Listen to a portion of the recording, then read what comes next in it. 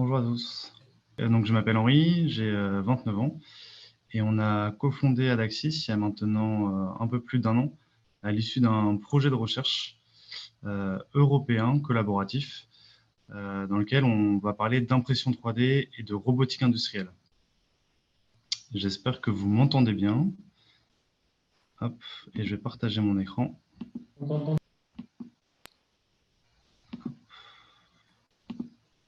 Et est-ce que vous voyez mon écran? On le voit très bien aussi. Super. Donc aujourd'hui, je vais vous parler de Adaxis, une jeune entreprise qu'on a montée il y a un peu plus d'1 an. L'impression 3D ou la fabrication additive, aujourd'hui, on la connaît maintenant bien. Elle peuple quasiment notre quotidien avec divers objets en différents matériaux, tant dans le milieu industriel que dans le milieu civil. Et ce qui nous intéresse avec Adaxis, c'est de repousser les limites de la fabrication additive pour proposer de nouveaux usages et de nouvelles méthodes industrielles. Aujourd'hui, dans le monde, il y a 2 700 000 robots industriels en activité. Ces robots sont principalement utilisés pour faire du pick and place ou de la soudure par point.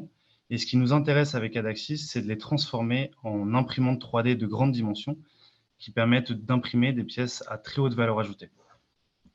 La robotique industrielle permet de résoudre pas mal de limitations de la fabrication additive ou de l'impression 3D, notamment grâce à un dépôt dans les 6 directions.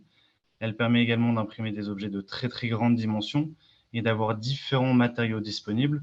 Aujourd'hui, on peut imprimer en métal, bien sûr, en polymère, en plastique, en composite. On peut même imprimer en béton. On imprime désormais de la nourriture et il y a même maintenant du bois qui est imprimable. Avec Adaxis, on a développé un logiciel qui fonctionne avec n'importe quel robot et n'importe quelle technologie de dépôt, qu'on appelle tête de dépôt, pour pouvoir fonctionner très rapidement et rendre accessible l'impression 3D industrielle à n'importe quel utilisateur et donc n'importe quelle industrie manufacturière.